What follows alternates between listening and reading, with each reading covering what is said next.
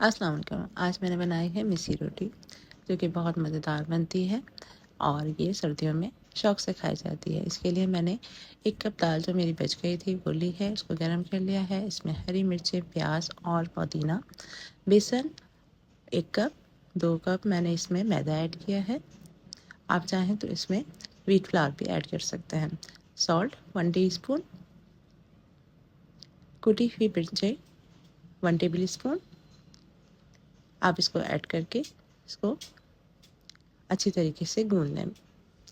Mix हो जाए तो इसको 15 से 20 मिनट के लिए रेस्ट में रखें और फिर इसके बाद इसको आप पेड़ा बनाकर गोल शेप में बना लीजिए। हाथ की मदद से हो जाएगा क्योंकि ये काफ़ी सॉफ्ट होता है। अब मैं इसको हल्की आंच पर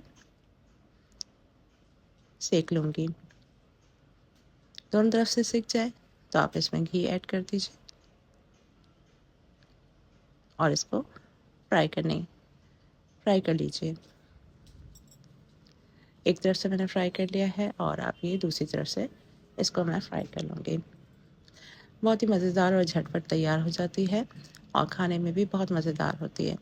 इसको चटनी और रायते के साथ आप सर्व करें और आपकी दाल भी ज़ाया नहीं होगी और ये मज़ेदार सी रोटी आप घर में ही बना लीजिए।